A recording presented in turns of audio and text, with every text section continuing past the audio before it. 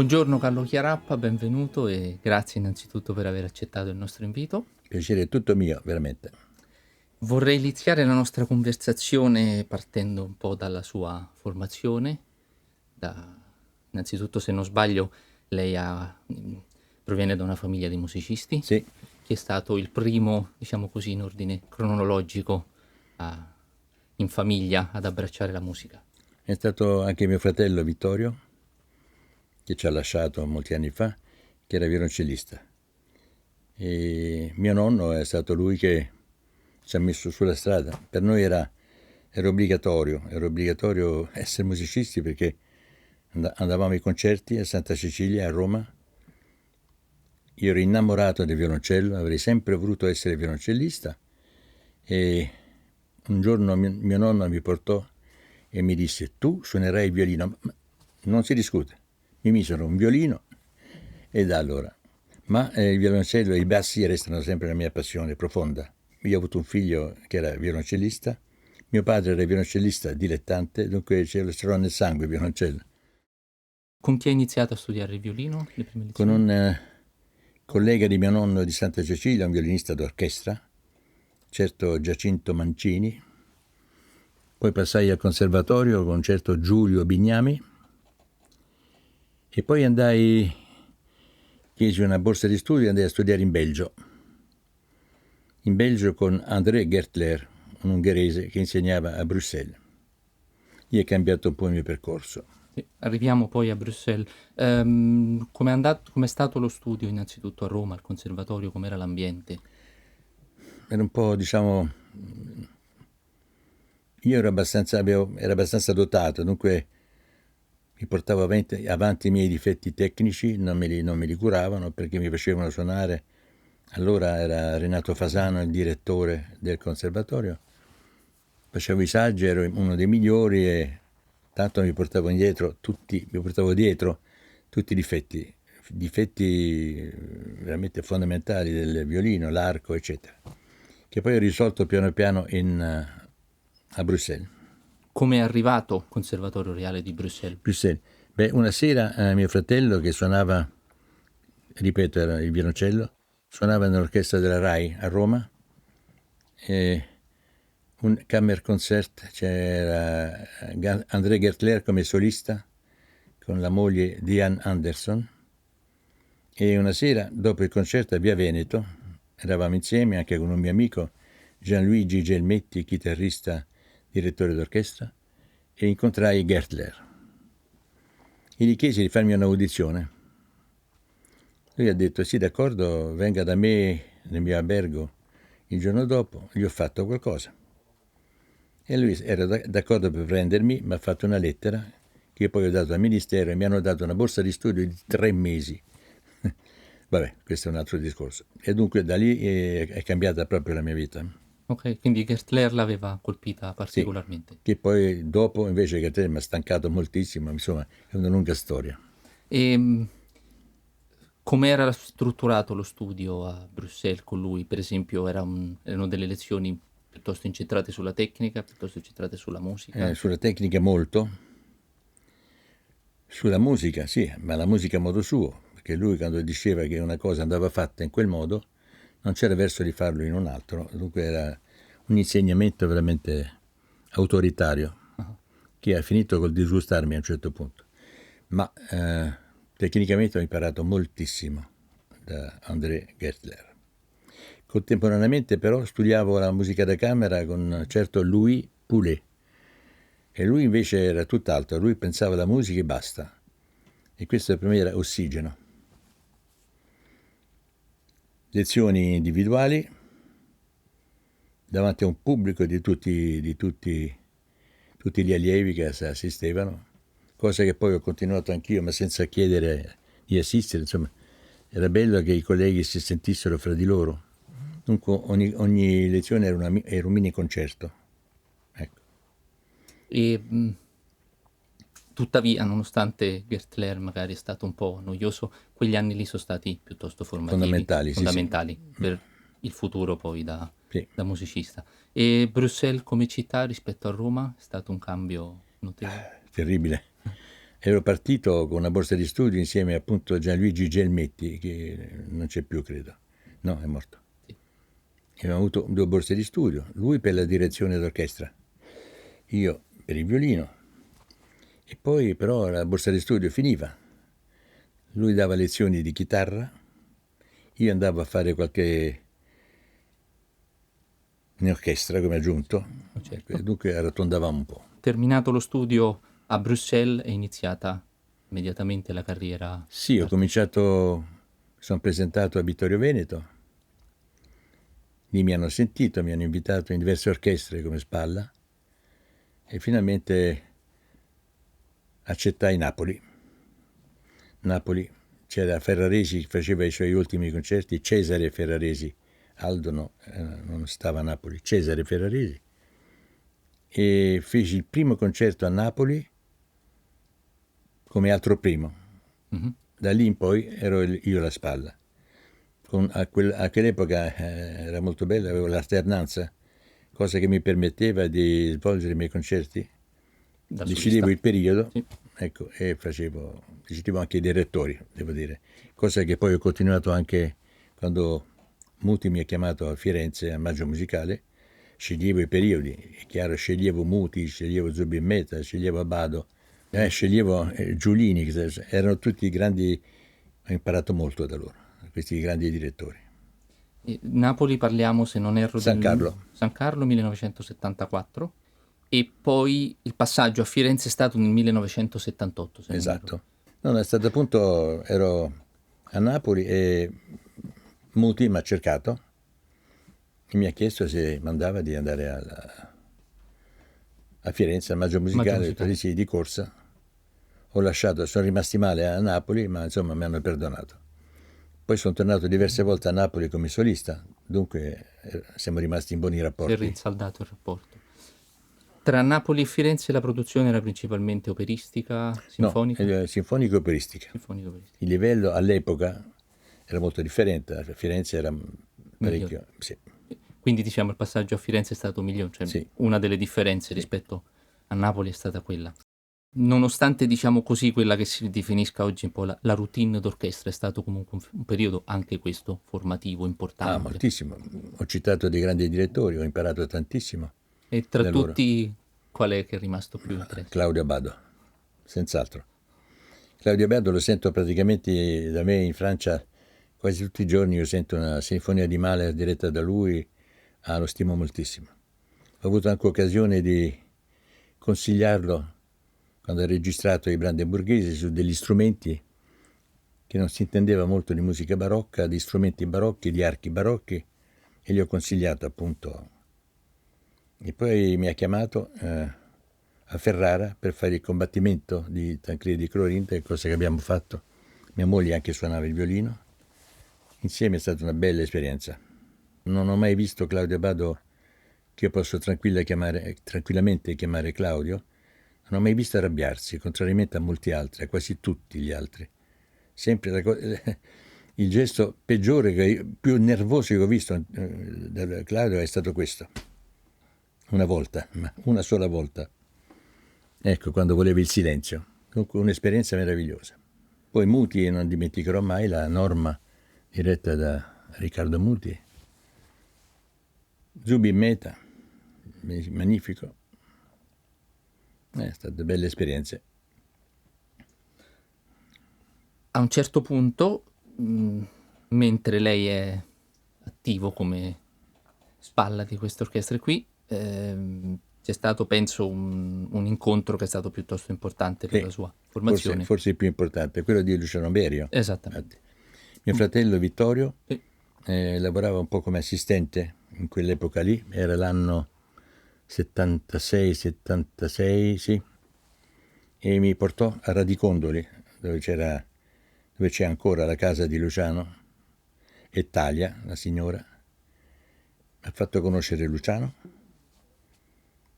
mi ha fatto bere 2 o 3 grappe, lui adorava un grappino, e poi mi ha chiesto di suonare la ciacona, cosa che ho fatto, credo bene, perché lui ha apprezzato molto, nonostante la grappa, insomma, ero un po' confuso. E lì è cominciata una collaborazione, dicendo che stava scrivendo un pezzo per violino solo, una delle sue bellissime sequenze, e che aveva pensato di dedicarla a me. Allora, grazie Luciano. L'ho suonata credo poi in tutto il mondo, e poi Paul Sacher commissionò a lui un altro pezzo, lui scrisse Corale, che è un pezzo per violino, archi e due corni, che anch'io suonai in prima mondiale.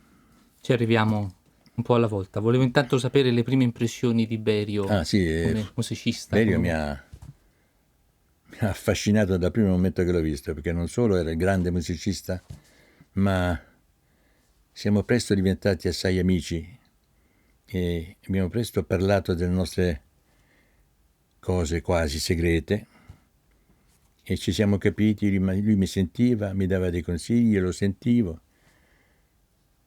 È stato un bel momento. Andavo spesso a Radicondoli, in questa bellissima casa nel Senese, bella piscina, dove dormivo spesso e lavoravamo lì.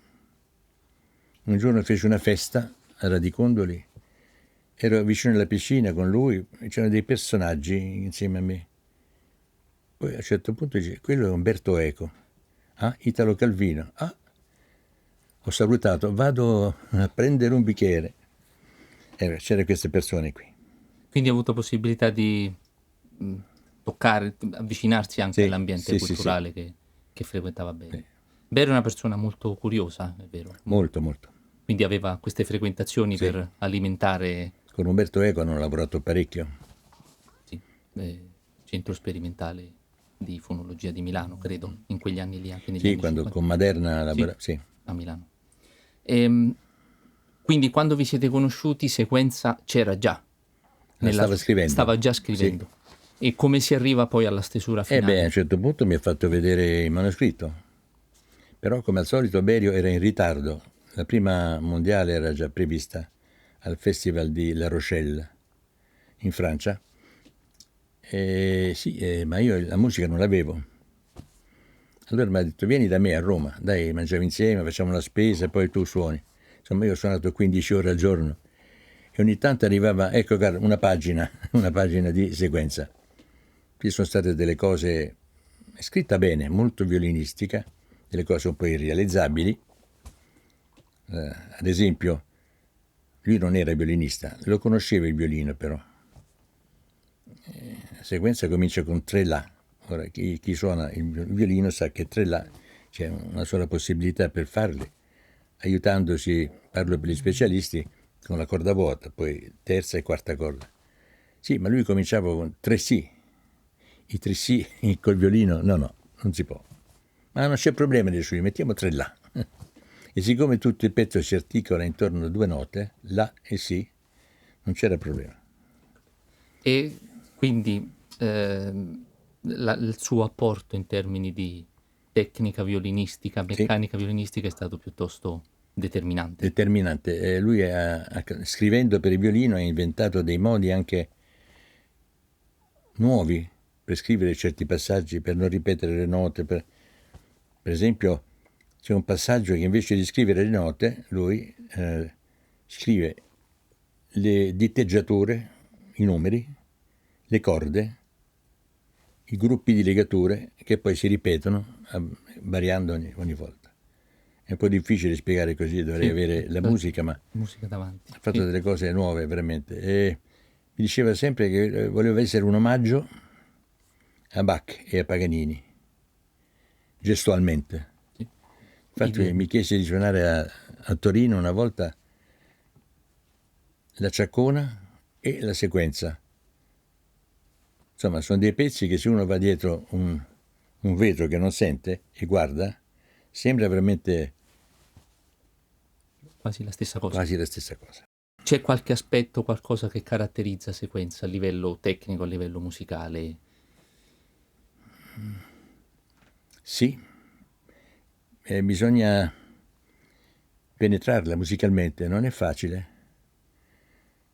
Dopo l'esperienza sì, ci si arriva, ma non è facile perché e trovare il lato musicale ed espressivo, perché l'espressione c'è in qualsiasi musica. Certa gente non sente l'espressione magari nella Sequenza, la sente solo in Bach. ma è difficile per il violinista dare questa, perché l'espressione c'è, solamente l'esecutore deve essere convincente.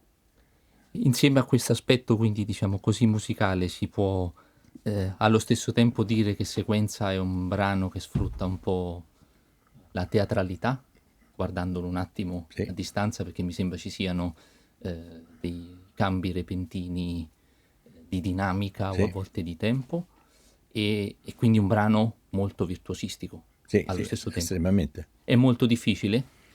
Difficilissimo. In corale, dunque la versione per violino, orchestra e due corni, la parte del violino è praticamente identica, cambia solo. Praticamente corale è un'analisi di sequenza. E allora c'è un aspetto meraviglioso che devo a Luciano Berio e che poi ho comunicato anche a Luciano Berio in parte. E mi sono detto, ma se io sto lavorando con un compositore sulla sua opera, è la cosa più bella che possa succedermi. Dunque io sto suonando esattamente come il compositore l'ha pensato. E mi sono detto, ma se cercassi di fare la stessa cosa con Corelli, con Bach, con Brahms, perché all'epoca al conservatorio mi insegnavano Mozart, Brahms, Bach, tutto suonato allo stesso modo, stesso vibrato, stesse arcate, forte Bach, le fughe di Bach con gli accenti. Io ho cominciato lì il mio percorso di ricerca musicale, con l'aiuto delle letture di Harnoncourt e di tante cose. E sono diventato anche un esecutore con un po' di esperienza di musica barocca. Non è raro nei miei recital che io suonassi la ciaccona, la sonata di Bartók per violino solo e la sequenza. Ecco. Da Sequenza, come già accennato, si arriva a Corale, Sì, che è un brano che lei ha eseguito, se non ricordo male, a Zurigo con Paul Zacher, già certo, accennato. certo. E poi arriviamo anche a un'altra composizione violinistica un po' sui generis, che sono i duetti. Corale ha già accennato, quindi Berio di fatto lascia intatta la parte per Sì. violino, aggiunge Aggiunge l'orchestra, qualche pausa. poi all'orchestra, a questo piccolo ensemble.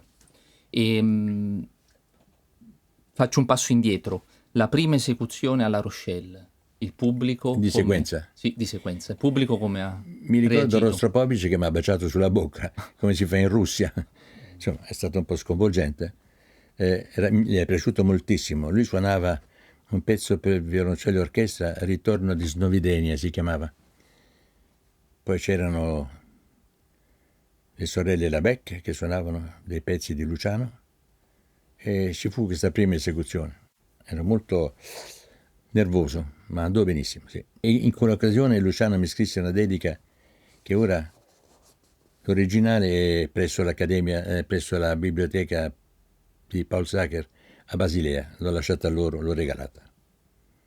Lì c'è la dedica originale Sullo a spartito. Carlo con affetto, ammirazione e stima e riconoscenza. È stato bello. Una sera a Radicondoli eravamo io e lui e ci siamo commossi parlando di un ragazzo che non c'era più, della sua famiglia. Abbiamo cominciato a suonare degli adagi di Bach. Lui mi accompagnava delle sonate per violino e cembalo e suonavamo. Poi dopo finiva sempre con un bicchierino di grappa. Alla ruta gli piaceva.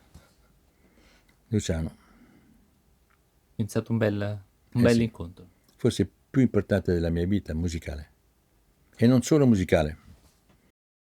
Qual è stata la sua invece reazione la prima volta che ha visto Sequenza? Difficile. Abitavo a Napoli e mi detto, ma chi ste pazzo? Avevo un po' un accento. Cioè, era veramente allucinante. Poi piano piano Si entra in confidenza. si entra, piano piano, un passo alla volta, una pagina alla volta. C'erano 12 pagine manoscritte, ancora non era stampata. E ogni tanto ne arrivava una. Avevo messo sul muro tutta la musica, lì studiavo. Poi per non disturbare Luciano, che intanto scriveva la sequenza, utilizzavo quello che noi chiamiamo la sordina d'albergo. È una sordina di piombo che si mette sul ponticello E lui a un certo punto viene con la sua pagina, che è questa? Una sordina, non la conosceva. Ah, interessante. Bene, l'utilizzerò per la fine della sequenza. Difatti la sequenza termina con la prima sordina, poi c'è un cambio di sordina, mentre il violino fa dei pizzicati, e c'è la seconda sordina di piombo, che fa un suono molto molto attutito. Ecco. Quindi difficile anche da un punto di vista, utilizzo questa parola, gestuale, che mentre Sì, si suona, per esempio, c'è da sì, cambiare sì, la sì. sordina, quindi richiede diverse abilità. E lui ci teneva molto alla gestualità della musica. Quindi torniamo un po' a quello che si diceva prima, la teatralità, Sì. anche nei confronti del pubblico. E Quindi quando ne è testimone la sequenza per trombone, che è un omaggio a un clown. Ma il colmo è successo quando mi dice Carlo bisognerebbe suonare la sequenza Harvard, perché lui ha passato un anno come invitato. sì, all'università. Però devi fare la memoria. Come? Lì è cominciato per me un periodo veramente duro. È riuscito però. Beh sì, da allora l'ho fatta sempre a memoria, ma è dura. Perché memorizzare Bach si fa, memorizzare Berio, È ma proprio sono difficile. riuscito. Tu sei riuscito. Più avanti accenneremo alla sua attività di insegnante, però volevo chiedere riguardo la sequenza, un brano che si può insegnare? Sì. Sì, fra i miei ultimi allievi ce n'è uno che l'ha suonata al suo diploma, Francesco Facchini. Sì, sì, Si può, l'ha suonata anche bene. Sì, ma bisogna studiare. studiarla molto, Bisogna pensarla molto, cercare di... molto, sì, Non è facile. di penetrare quindi anche intellettualmente Sì, nel brano. Invece un'altra composizione di carattere totalmente diverso di Berio e che forse ha un precedente in Bartók nei duetti sono i duetti duetti, appunto di Berio, che Berio scrive per ognuno dei suoi amici, amici, compositori degli omaggi. direttori d'orchestra, Lori Sì, sì. Masel e via discorrendo. Hanno un intento didattico come quello di È Bartók? cominciato con un intento didattico perché l'allora critico del giornale La Nazione a Firenze, si chiamava Leonardo Pinzauti, una sera ha sempre rendicontoli le cose che succedono e gli dice: ma insomma, dopo Bartók non ci sono più duetti per bambini, perché non ne scrivi? Allora Luciano ha preso la palla al balzo e ha detto: perché no? Tra un aereo e l'altro, tra un treno e l'altro, 10 minuti in albergo aspettando una cosa, faccio anch'io. E allora che succede? Che ha fatto questi 42, mi sembra, non mi ricordo il numero Se esatto, non sbaglio 34. 34 duetti. Alcuni sono scritti per i bambini, la parte di sotto scritta più grande, la parte di sopra è l'insegnante. Alcuni sono da concerto. Ce n'è uno che è molto difficile, che si chiama Massimo, dedicato a Massimo Mila, che è difficilissimo, l'ho suonato molte volte con il violinista fiorentino Andrea Tacchi, anche lui ma ci ha lasciato, e dunque è un'opera meravigliosa. Una volta e molte volte si eseguivano con diversi violinisti, lontani uno dall'altro. Evidentemente quelli più vicini erano fatti da dei professionisti che devono essere vicini per ragioni pratiche, e più volte abbiamo eseguito anche con Andrea Tacchi i duetti. E una delle prime incisioni che ho fatto io con i duetti, ho chiamato come bambino l'allora figlio di Luciano Berio, l'ho chiamato come bambino, c'erano diversi bambini invitati alla mia incisione per la Denon di questi duetti. Berio ha cercato di infondere qualcosa della personalità di ogni Sì, musicista sì, nei duetti. sì, Era quello lo sì, sì, sì. spunto di partenza. E all'ascoltatore cercare di capire perché. Esatto. Io per esempio il duetto dedicato a me, che si chiama Carlo, non ho mai capito il perché. So che a un certo punto è un po' pazzo e un musicologo mi ha spiegato. E si può dire o no? Il Preferisce di no. musicologo è stato un allievo di composizione qui Sì. è anche un docente al Conservatorio della Svizzera. Sì, un po' pazzo, poi si calma, poi così. Una delle prime esecuzioni dei duetti è stata l'estate fiesolana Sì, dell'81, sì, con Gulli, Zanettovic, Tacchi, come Sì. ricordato, anche Principe, però credo che non fossero ancora terminati integralmente No. i duetti. Ma qualche ricordo particolare di quella sera? Sì, con Gulli è stato piacevole, è stato simpatico. In Beh, quell'occasione suonai all'Estate Fiesolana anche la sequenza, mi sembra. ok. Una domanda su Berio invece, direttore e concertatore. Poi più tardi diremo che ha lavorato anche con l'Accademia Bizantina, per Sì, esempio, a sì, sì, volte. lo chiamai io. E venne con noi anche in Messico Mhm. a dirigere, cioè, sono riuscito a convincerlo. E sì, adorava, per esempio, fare la musica barocca, Mhm. come l'intendevo io, ha diretto dei concerti brandeburghesi con noi, poi suonava, dirigeva molto la sua musica, che è sempre molto interessante vedere Il l'aspetto. direttore, certo. Faccio una breve digressione, forse già prima del lavoro con Berio, ma sicuramente da questo momento lei ha eseguito e inciso molta musica contemporanea. No, non tanta, Un po'. un po'. Secondo lei è una musica che arriva al pubblico o rimane per pochi intenditori, rimane un po' di difficile ascolto? È difficile che arrivi totalmente, certe cose sì, ma la stessa sonata di Bartók, Mhm. il violino solo è un po' ostica, Posti, sì. ma Quindi bisogna continuare. a proporre Sì. al pubblico. Ci sono altri compositori con i quali ha collaborato che ricorda volentieri? Adriano Guarneri, ha fatto un pezzo suo, Javier Maldonado, che è messicano, ha fatto diverse cose sue, anche in Messico, più o meno siamo lì. Arriviamo al... Ho segnato qui le date, 1983, nuovo quartetto, e poi 1986, Accademia Bizantina. Eh, come si arriva? Innanzitutto, prima di questo, l'inizio di queste attività segna la fine del lavoro in orchestra, era già terminato prima, È terminato nell'82, sì. quindi Finito. immediatamente poco prima. Quindi queste qui sono delle nuove Esperienze, aperture, sì, sì. nuove esperienze. Beh, nel frattempo avevo dei concerti. Sì. E come si arriva al nuovo quartetto e come si arriva all'Accademia Bizantina? Abitavo nel Chianti all'epoca, a Strada in Chianti, e una sera in una festa erano da me Piero Farulli, Andrea Nannoni, violoncellista straordinario, e Andrea Tacchi.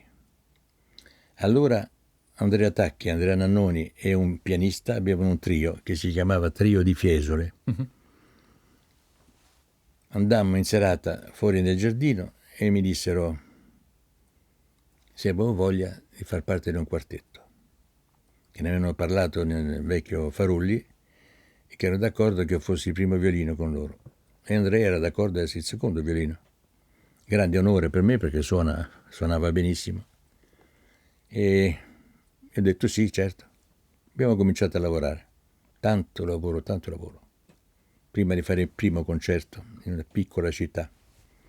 Molto lavoro. E poi il debutto al Maggio Musicale Fiorentino, appunto, era l'anno in cui Berio ne era direttore artistico. Con un programma Haydn, Debussy e Beethoven, opera 127, programma tosto. E poi a un certo punto è finita l'attività, non sto qui a spiegare i motivi, ce n'erano, differenze di età, eccetera, Certo.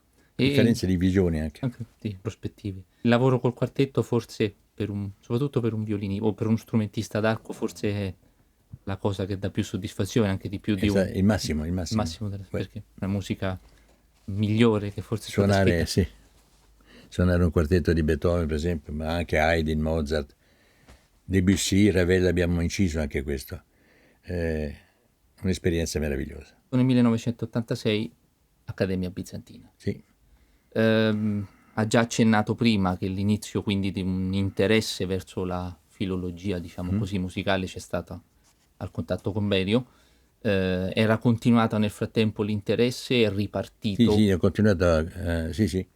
Ho continuato a studiare sui segni e sul modo di suonare certa musica, discutendo anche con un direttore d'orchestra che io amavo molto, Edoardo Mata, con cui feci anche una prima americana a Dallas, diretta da lui, Edoardo Mata. Anche lui ha avuto un incidente aereo e via.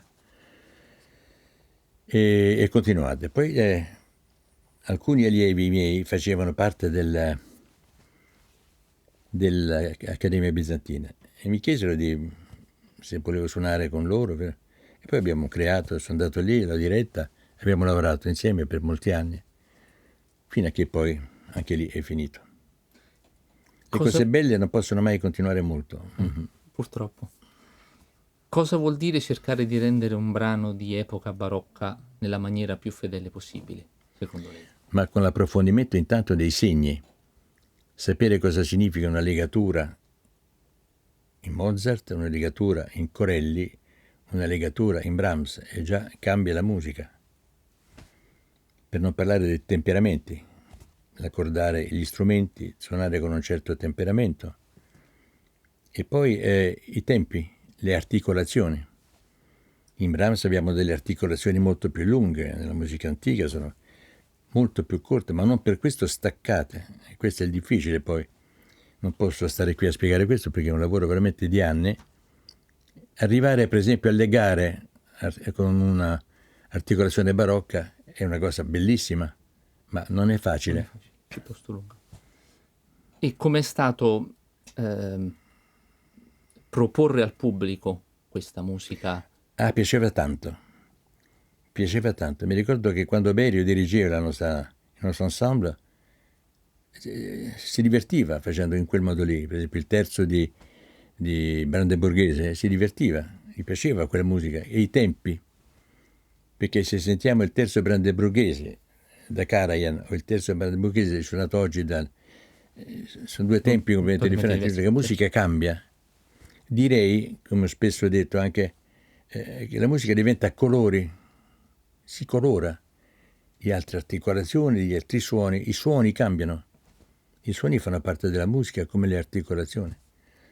E quando ero al conservatorio a Bruxelles mi insegnavano a suonare tutto uguale, sempre stesso. Il vibrato cambia, tutto uguale, lo stesso vibrato. Oggi si è andati, è cambiato molto. Sì. Anche le orchestre sinfoniche, secondo lei, suonano con più attenzione? Con più attenzione, sì. Ma dipende anche da chi dirige. Ma in generale non c'è abbastanza interesse per queste cose qui, ma più di un tempo. Molto di più. Molto di più, chiaramente. Ci sono molti più gruppi, molti più musicisti. Faccio una breve seconda digressione. Lei ha avuto la possibilità di suonare anche nella sua vita strumenti d'eccezione. Sì. È importante questo? È importante avere strumenti diversi per repertori diversi? Questo no. Però suonare il violino di Paganini, per esempio, come mi è stato chiesto di fare a Buenos Aires, è stata un'esperienza, diciamo, un vero e proprio strumento barocco d'epoca non l'ho mai suonato. Mi è capitato però di essere aiutato ed aver conosciuto un grande collezionista milanese, il dottor Paolo Peterlongo, che mi ha seguito molto da giovane all'inizio della carriera e mi prestava degli strumenti eccezionali, amati, Guadagnini. Per molti anni, per esempio, ho suonato i Guadagnini di Joachim. Ecco, per molti anni.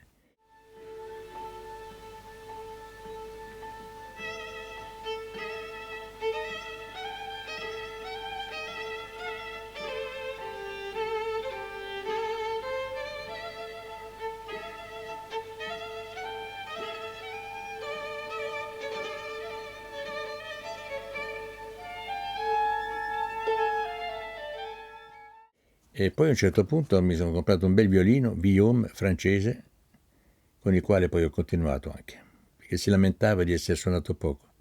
Ma Peterlongo mi ha aiutato per molti anni. Mi ricordo, prima di certi concerti, l'autista della sua fabbrica mi portava sull'autostrada il violino e me lo dava. Tra tutti, quale ricorda meglio? Quale con più piacere?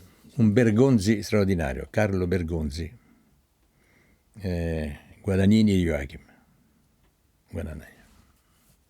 E invece tornando un attimo ai brani, e poi proseguiamo con un aspetto un po' più tecnico, c'è un brano per lei più rappresentativo per la sua, Per me, per la sua persona, sì, e un autore. Mozart, primi, per tutti, e Bach. E la sequenza di Beria. Qualche domanda sull'incisione della musica, musica registrata in studio. Come si arriva a una registrazione? C'è sempre prima un concerto, dei concerti, una tournée? Sì, c'è sempre preparazione di tournée, assolutamente, diversi concerti. Non mi è mai successo di arrivare con delle prove a una registrazione, no, bisogna fare un bel rodaggio, suonarlo in pubblico, ecco. E le registrazioni vanno via sempre piuttosto velocemente, diciamo così. A volte sì, a volte no. Poi ci sono delle musiche che rappresentano più rischi. Per esempio io ho registrato l'integrale, l'opera omnia di Corelli, tutte le opere, dall'1 al 6, e anche un disco con extra. Quelli è andato abbastanza velocemente. Comunque è un lavoro molto Piuttosto lungo. impegnativo. Sì. E in fase di riascolto invece, come si lavora? In fase di riascolto con il tecnico riascolto, ma cerco di non essere sempre solo.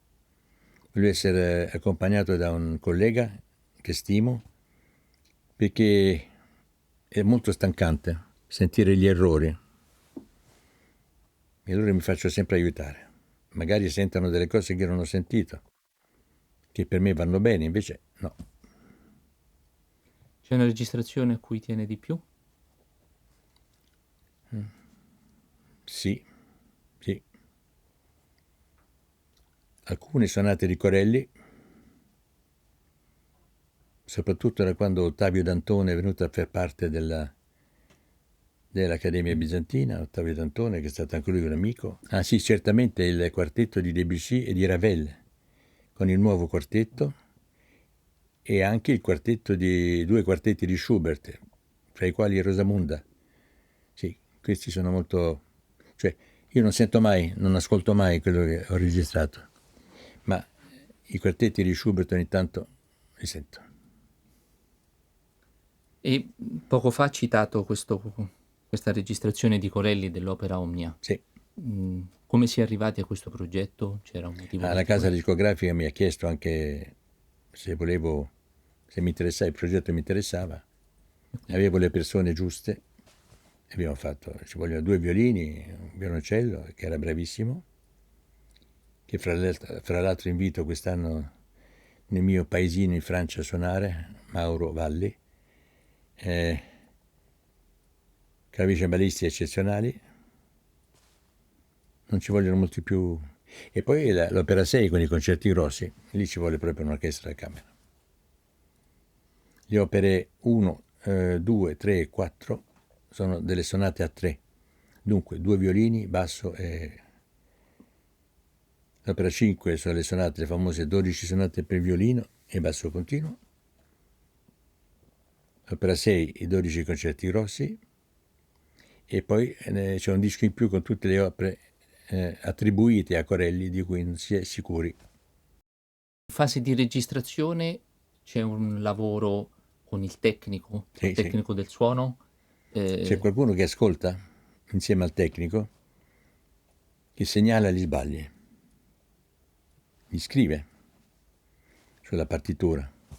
Poi a un certo punto si fa un break, io vado con chi mi aiuta ad ascoltare per vedere se è grave, se è poco grave, se si può correre, e eventualmente si rifà. E lì nascono queste cose che non mi piacciono ma necessarie, i tagli. Quello che fa invece il tecnico del suono, posizionare i microfoni in una posizione piuttosto che in un'altra, è una cosa che si decide insieme oppure Io decido solo sulla base di l'ascolto? quello che sento, sì, perché non mi intendo molto in... non è il mio lavoro. Sì. Allora, se ho fiducia in un tecnico, come a quell'epoca avevo, va bene. Sì. Parallelamente all'attività concertistica c'è il lavoro da insegnante. Sì. Lei ha insegnato alla Scuola di Musica di Fiesole, al Mozarteum a Salisburgo, per il sistema in Sud America, Sì, in anni in cui forse in Italia, in Europa era poco conosciuta, e al Conservatorio della Svizzera Italiana di Lugano. quello per molto tempo, Dal 1990. dal 1990 fino al 2018. L'insegnamento è stato sempre quindi un'esigenza interiore? È stata un'esigenza interiore perché adoravo, non sono un insegnante che impone, forse per reazione con quello che ho avuto in precedenza a Bruxelles, ma segnalo i problemi, nel senso che quello che mi interessava è che il ragazzo, il musicista, trovasse una soluzione, però doveva cercare lui un po' per trovare una soluzione. Io potevo solo consigliare. Non ho mai detto in vita mia bisogna fare così, mai detto. Conosco dei miei famosissimi colleghi che addirittura mettevano le loro diteggiature sul computer, cosa che non farei mai. Posso spiegare una mia diteggiatura? Se sono in difficoltà consiglio una diteggiatura, consiglio, ma loro cercano, se non piace cambiano. Non possono cambiare però quello che non è giusto e dunque si discute sempre. Quindi l'insegnamento è sempre una cosa dialettica, Certo, è assolutamente. la base, se no tu costruisci dei numeri e non delle persone. Si fa così, all'epoca era così, questo si deve suonare così. Ma io preferisco, no, devi fare così, fino a non tanti anni fa, e forse ancora oggi. Ci sarà qualcuno, forse, ancora. Si dice normalmente che, dicono gli insegnanti, che si apprende dagli allievi. È stato Certo, così per lei? sì, da certi allievi, certo. Non da Sì. tutti. Ma anche dagli errori o nella globalità? Dagli errori e dalle certe idee musicali che non ho avuto. Certi sbagli magari che facevo su un accento, un'emiolia in Bach. Emiolia, non sto qui a dire cos'è, ma insomma, Forma retorica. una volta un allievo mi ha segnalato, ma qui non è giusto farla perché in fondo la dissonanza è già vabbè. E dunque una messa di voce sbagliata, per esempio la messa di voce che prepara una dissonanza, poi la dissonanza non c'è. E sono tutti sbagli questi. E poi bisogna lasciare la libertà dell'interpretazione. Se una certa frase provoca un determinato sentimento in un musicista, bisogna lasciarlo fare. È così. Non puoi dirgli no, perché? Nel corso degli anni i ragazzi sono cambiati nella sua Sì, esperienza, moltissimo. ma in meglio, in peggio? Mentalmente penso di aver fatto molto bene a loro, a molti di loro. Ho ancora oggi delle testimonianze, una molto recente di una violinista che ora è altro primo all'Orchestra di Santa Cecilia, che si è diplomata qui con me, un messaggio che mi ha mandato insieme a un allievo irlandese, commovente. Sì, si impara molto. E poi bisogna continuare ad avere questo rapporto. A volte ci sono dei problemi perché non Non si va d'accordo. A livello invece di intraprendenza, di voglia di studiare, sono cambiati anche nel corso degli anni, nella sua esperienza, i ragazzi? Diciamo che studiavano certamente meglio, ne capivano di più il motivo, perché studio, cosa voglio fare. Smettevano quel sistema orribile di studiare, ripetere lo stesso passaggio finché non è intonato, poi il giorno dopo lo ristonano. Ho insegnato loro a capire il perché stonavano. Dunque c'era un problema nello studio. Questo tu sai bene, si suona finché adesso va bene, ma poi non hai risolto il problema alla base, perché il giorno dopo allo stesso punto c'è lo stesso problema. Ecco, gli ho insegnato a capire qual è il problema. Questa è tecnica per me. Bisogna arrivare a capire gli errori e a correggerli. Sembra evidente, no? Sì. Non è un esercizio di ginnastica fine a se stesso. No. Questo. In chiusura 2 domande. Una che magari è un po' banale o scontata per un musicista, ma che ruolo ha svolto la musica nella sua vita? È stato totalizzante? Fondamentale, sì. Forse un po' troppo anche. Per molti anni non ho visto altre cose che potevano insegnarmi anche qualcosa nella musica, con questa voglia di, questo bisogno di studiare molto. Ecco, ma non ho mai considerato la musica un lavoro, è stata sempre una cosa magnifica cioè, Qualche anno fa ha avuto un incidente alla spalla sì. e da allora non ha potuto più suonare. Com'è cambiata la sua vita? Com'è cambiato il rapporto con la musica? Beh, è stata molto dura, no, molto dura.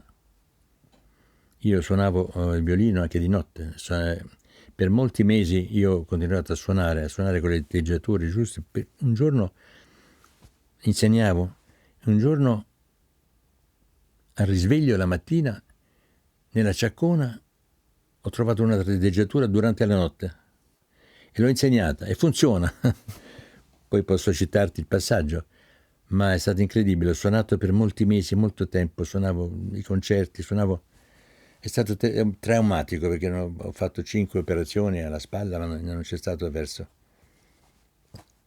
Per una stupida caduta, come sono tutte le cadute, e basta. Ma insomma, è ora musica dentro di me e vai. C'è molto più ascolto della musica? Ascolta molta più musica? Sì, di prima sì. Si impara comunque qualcosa ad Sì, sì. ascoltarla? Si impara che non si sa quasi niente ancora, bisogna andare. Ultimamente sono stato completamente conquistato dall'esecuzione del Bolero di Ravel diretto da Celibidache, quando era ancora abbastanza giovane. È una cosa sconvolgente, cioè, mi toccano molto queste cose.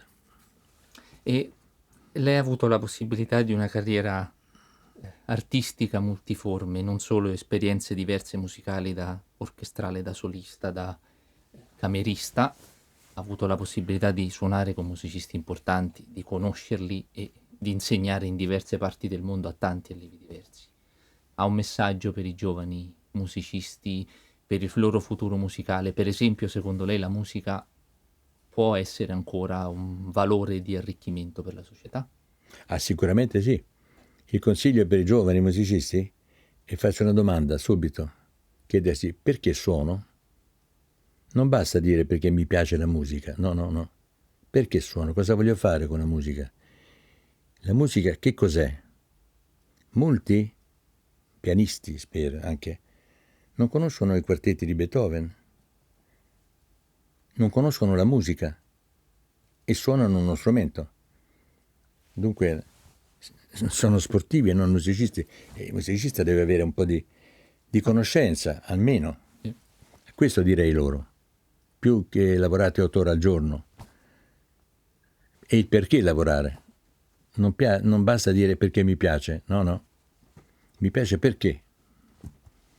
Questo è quello che penso. Grazie per il suo tempo. Prego, è stato un piacere.